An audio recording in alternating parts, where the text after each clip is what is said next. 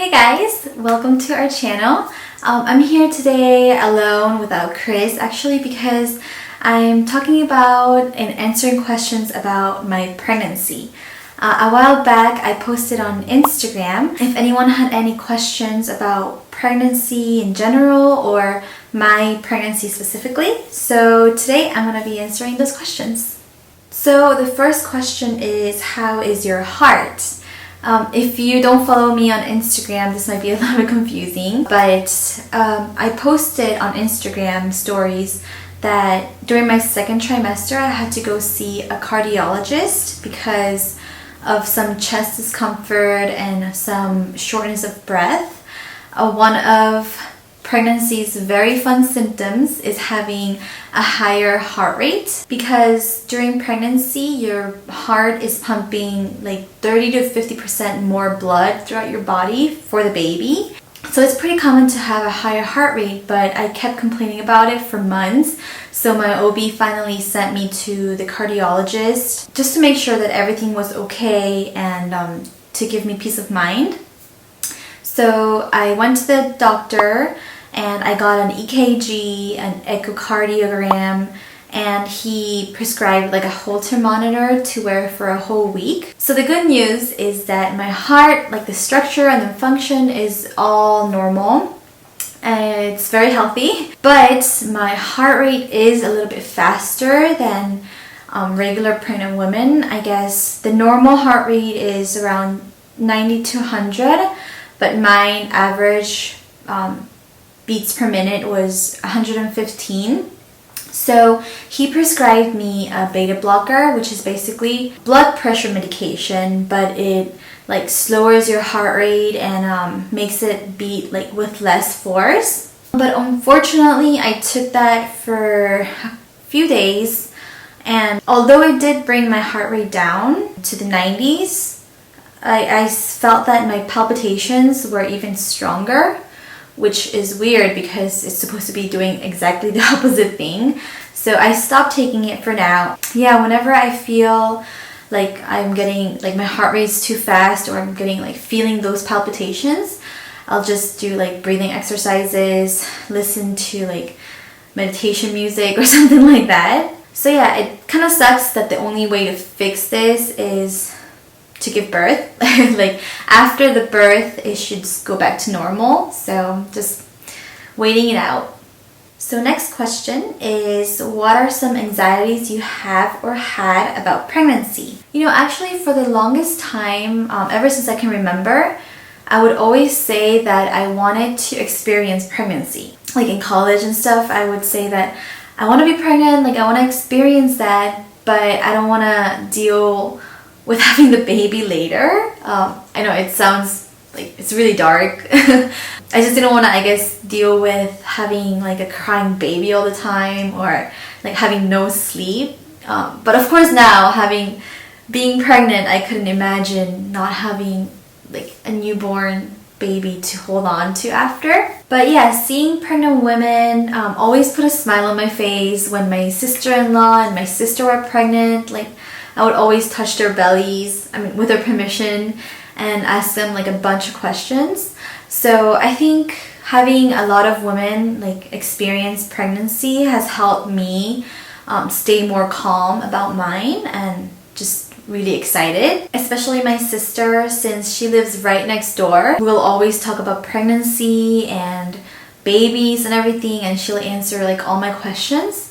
So when it comes to pregnancy, I didn't have any anxieties or was never really scared. I actually looked forward to my body changing. I think having a baby bump is like one of the things I looked forward to the most. I don't know, just something about it, and then like feeling the kicks and stuff is just amazing. Waking up every morning, like I look at my belly and see how much bigger it is.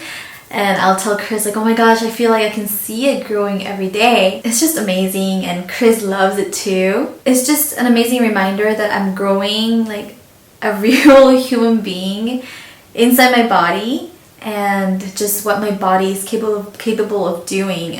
It's just really beautiful, and Chris and I are just really happy. And of course it's different for every woman. If you're watching this and you're pregnant and you're feeling like really nervous, it's totally normal to feel nervous. Obviously, you know, this is something that is completely new. And I actually read that during pregnancy there's a lot of women who experience depression.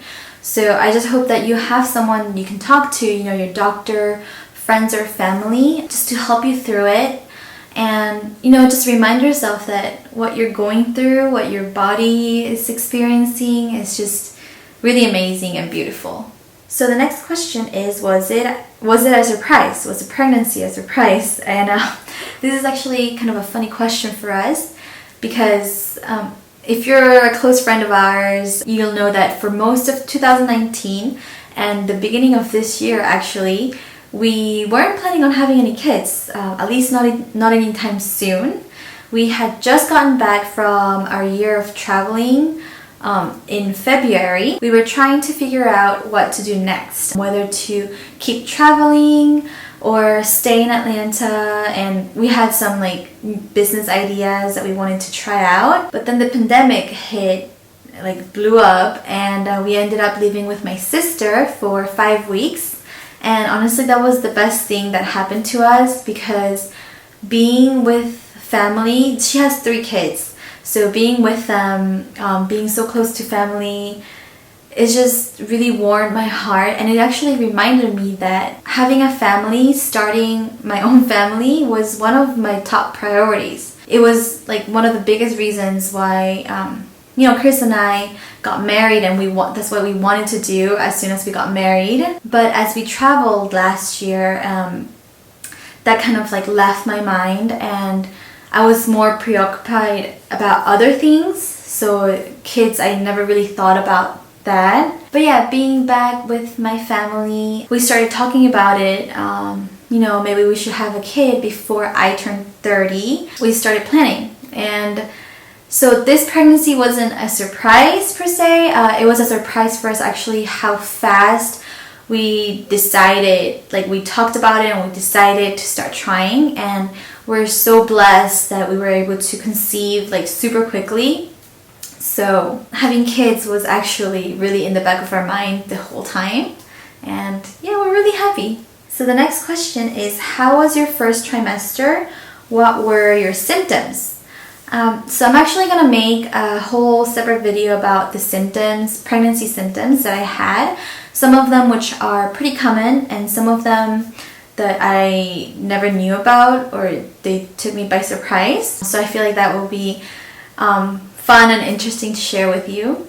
And I wanted to make a whole separate first trimester video because it wasn't like too eventful, but I wanted to talk about my ER trip and everything, but I just never got around to do it. And I'm entering my 3rd trimester now, so I'm just gonna talk about it here. So my first trimester was really emotional. It was a roller coaster.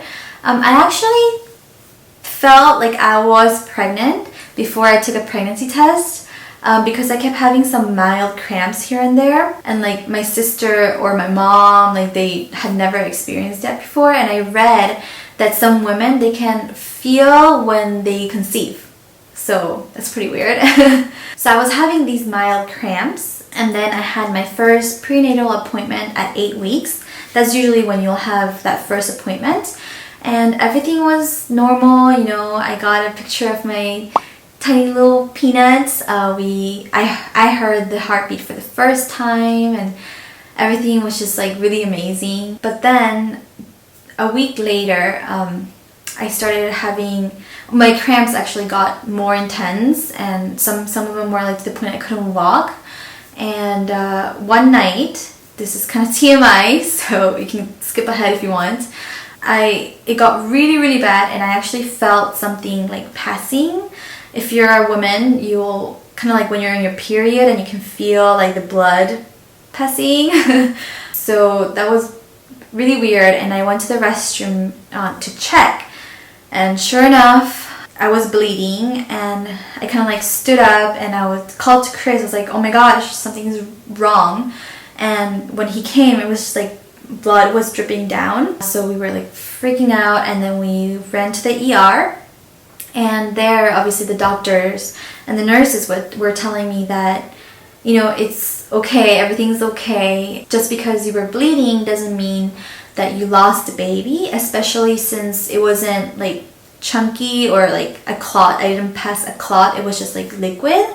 So they were just reassuring me that everything was okay. And then finally the OB came in with the ultrasound machine, and oh my gosh, for like 20 minutes she was, you know, measuring everything and like I guess checking for the baby and making sure everything was okay.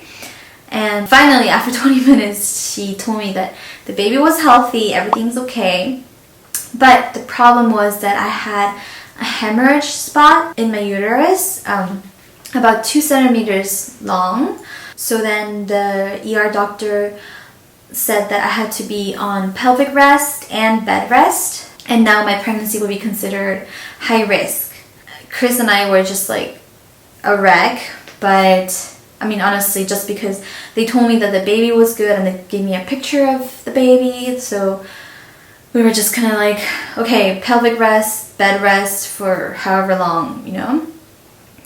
And so 2 days later, I followed up with my OB, and she said that that hemorrhage spot was probably there even before I got pregnant, and there's like nothing that I could have done to prevent it. And in these situations, it'll either stay there the whole pregnancy, and I'll be considered a high-risk pregnancy, or as the uterus grows and stretches, it'll like dissolve, like you'll get sucked in and then everything will be fine, or it'll end up in a miscarriage. So, oh my gosh, for the next month until my next OB appointment, I had to be on bed rest and pelvic rest, but we were also going through a move. We sold our old house and bought a new one, so yeah, we had to be super careful for that 1 month. I still had cramps, but then the OB said that that's normal because your uterus is getting used to having a baby inside and it's getting ready to grow. So the cramps were normal as long as there was no bleeding. I actually spotted a couple of times, but it was fine. And then a month later, I went back to the OB, and thank God that the hemorrhage spot had dissolved and disappeared. So, yeah, I was so happy. My whole family was happy. So it was a happy ending story. But yeah, if you're on your first trimester, just be very careful. Oh yeah, this wasn't actually a question, but I've been talking about it a lot with my family. It's about my birth plan. I actually haven't asked my doctor yet what the hospital policy is right now due to COVID, but I think it's just gonna be me and one person during the delivery, which obviously is gonna be Chris. It kind of sucks because I think family and friends are not allowed to visit after the baby is born. But then again, this is information I got months ago, so I have to check again with my OB. But regarding the delivery method, like a C-section or a natural delivery, like I have no idea what to do. In the beginning, I was leaning more towards a C-section because I felt that was the most like stress-free, easiest method. Like everything is planned, you know, it's scheduled C-section, you go on a specific day, you know, and then you have your surgery. I don't know, I'm thinking little room for any like surprises. But then again, the recovery period is longer because it's considered a major surgery. And of course, there's risk of infections and like things like that. I guess what I meant by stress-free is people who who have natural deliveries, you know, they'll maybe when something goes wrong, they'll have to be rushed to the OR and have an emergency C-section, which I hear is pretty normal. and it can be so chaotic, so I just don't want that happening to me. I thought like if I have a scheduled C-section, then I'll skip all that and I'll just have the baby. But of course I understand that since it's a major surgery, there can also be so many complications as well. I also thought of having an induced labor. You still get to schedule, like pick a date to go into the hospital, and then they induce the labor and then you have the baby. So I guess when it comes to pregnancy, I had no anxieties at all, but thinking about childbirth, like the labor and delivery part, I'm really terrified. So I feel like I want to have at least some control for the delivery instead of having everything just happen to me while I'm like not expecting it. I feel like that would make me a little bit more comfortable and more calm. Chris said that, you know, he would rather everything happen naturally. And of course I understand that, you know, whenever the baby's ready to come out, you know, he'll let you know and then you'll go into labor and stuff. But again, he said that he supports any decision that I make. It's like my body and I have to feel comfortable. So thank you, Chris.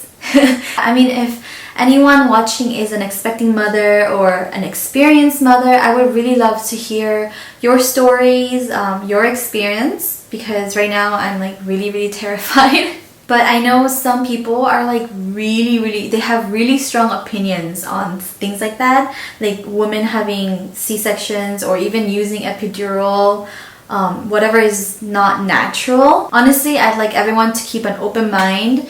You know, you're still bringing a baby into this world. You still went through 9 months of pregnancy, and whichever delivery method you choose, you know, should be your option, your choice, I think.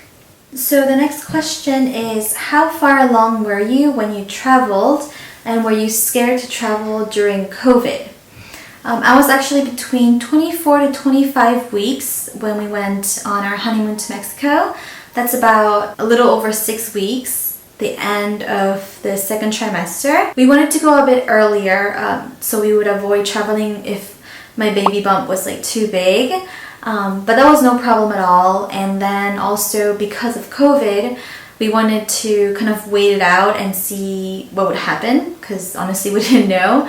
We wanted to see what countries would be open to American passport holders and just do a little bit more research. And I did research for the hotels that I wanted to go to and read a lot of reviews of people who had traveled there during the pandemic. And you know, most of them said that they were doing a really good job keeping the capacity low. So most hotels were like empty, and they were doing a good job wearing masks and social distancing and keeping everything clean.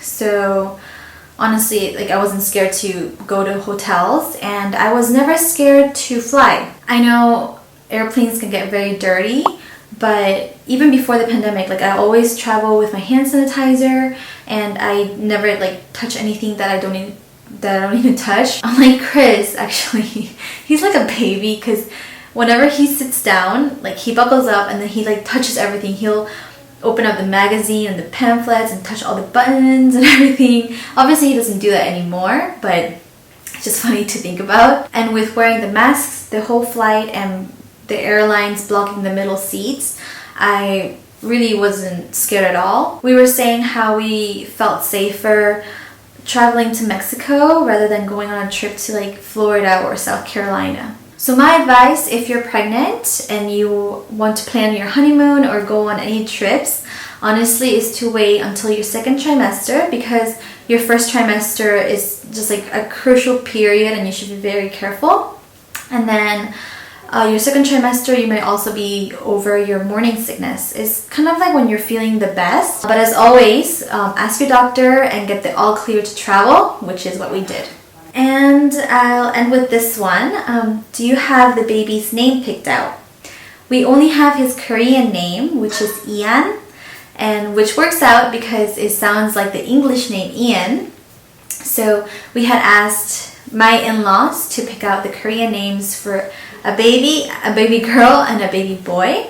And then during the baby's gender reveal party, we reveal those names. And if you haven't actually watched the video, I'll link it right here. But we haven't decided yet if we want to have like a first name and the middle name as Ian, or just have that one name. We have a couple of names that we really like. We just can't decide on it yet.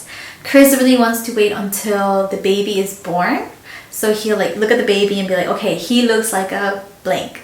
So I had been stressing out about not knowing the name, but since Chris wants to wait, I'm fine with that, honestly, and I'm gonna stop thinking about it. I'm not gonna stress about it until after the birth. Alright, so those are the questions for today. I hope you enjoyed this video, and I hope that it was informative. And if you have any other questions or concerns, please let me know in the comments. I would really love to hear from you. And don't forget to subscribe if you want to continue with our journey through this pregnancy and through parenthood, which is not that far away. Alright guys, I'll see you next time.